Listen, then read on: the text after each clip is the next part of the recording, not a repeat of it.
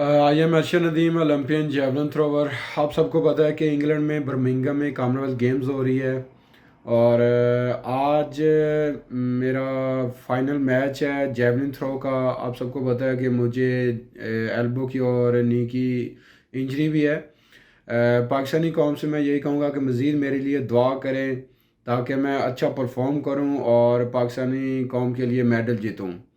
आज संडे है, 7 तारीख है और रात को पाकिस्तानी टाइम के मुताबिक 11:40 पे मेरा फाइनल स्टार्ट हो जाएगा। मेरे लिए मज़ीद दुआ करें। Thank you so much.